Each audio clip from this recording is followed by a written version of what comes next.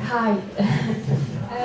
So, I did intend to read from the book that's not yet out, which is out on the 28th of April, but it's just come back from my editor, and therefore I daren't read a word. So I'm going to go back to my Old Faithful, which is the first book in the series. It's called The Lie She Told, and it's about a young lady called Kate who escapes her violent ex-husband through the Witness Protection Programme and is relocated in the Scottish Highlands.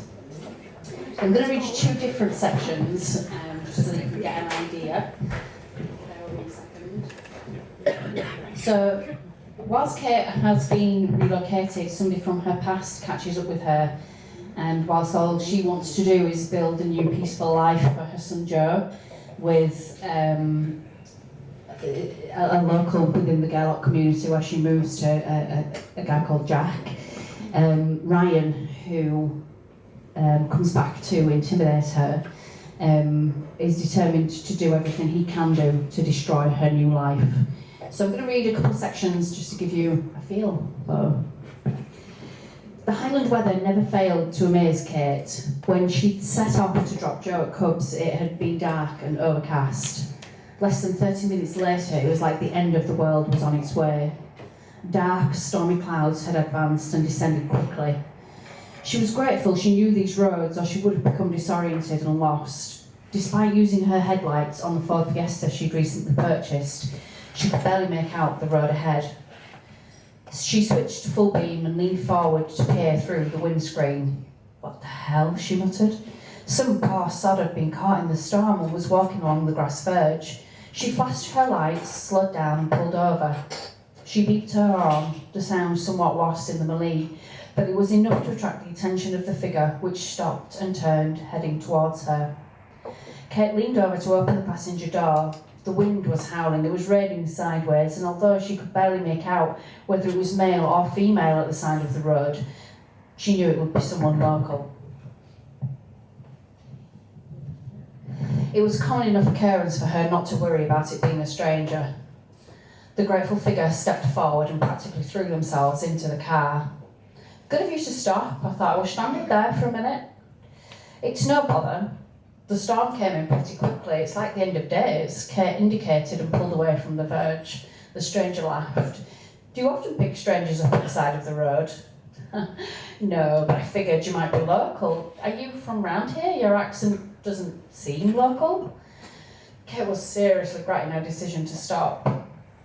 "Oh, kind of," said the stranger. The passenger had brought in the rain and the chill of the night with him, and Kate shivered. She felt a sense of recognition, but just couldn't quite put her finger on it. "Where are you from?" she asked. Ryan couldn't believe that she didn't recognise him, but he played along. "Well, I'm from here originally, but I've been living in Leeds. I thought I detected a bit of Yorkshire." "Wait," she glanced sideways. "Ryan?" I wondered when it would dawn on you. What the hell? How Kate was speechless.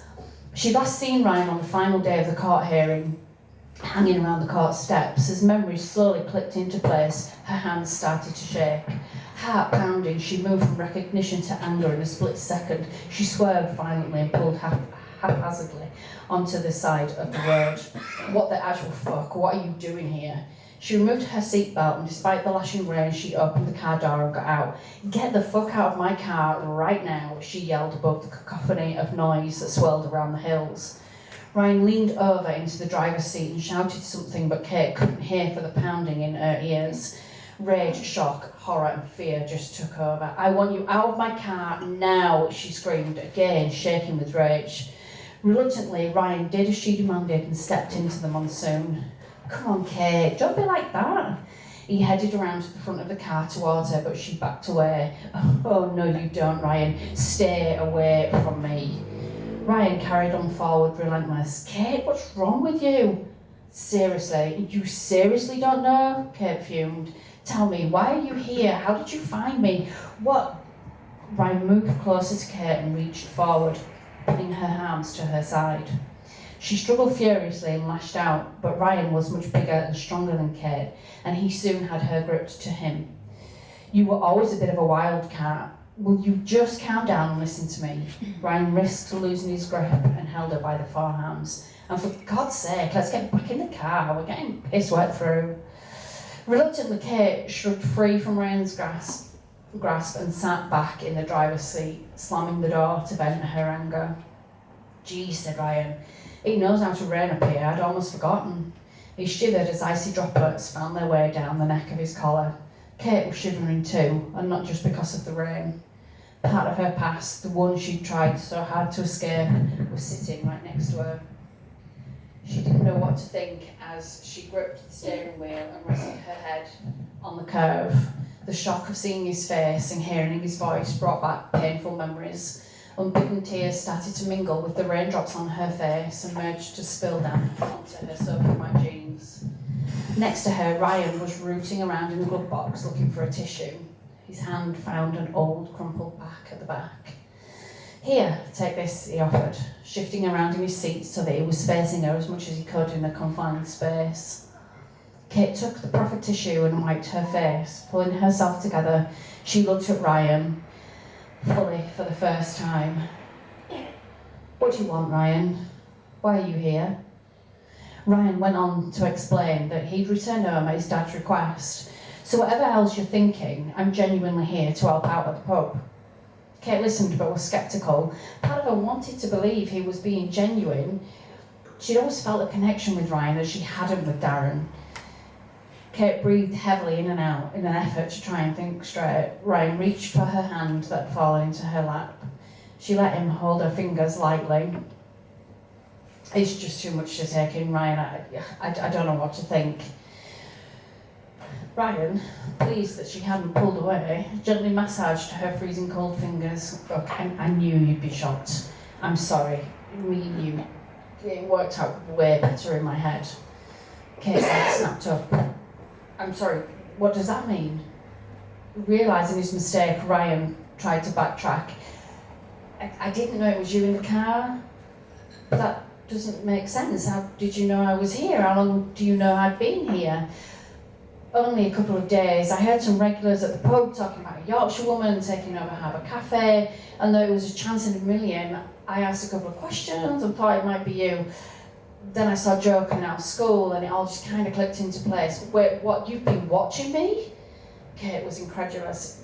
Not watching exactly, I just wanted to make sure it was you. Kate pulled her hand away. So you planned this? No, not like this, I promised. He took her hand again. I promised, Kate, once I knew it was you, I just couldn't walk away. You know what we had together. Wasn't it you that always talked about signs? Kate was slowly pulling herself together, using the now ratty tissue to wipe away the remaining tears. She looked up at Ryan, searching his face for... she didn't know what. Look, he said earnestly, or at least he hoped it looked that way. Why don't you drop me in the village? I'll give you my phone number. That way you can contact me in your own time, whenever you feel ready.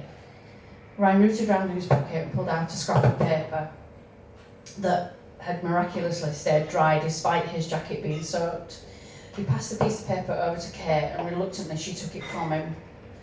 Without looking at what was written on it, she shoved it into the back pocket of her jeans, restarted the engine, and didn't speak another word.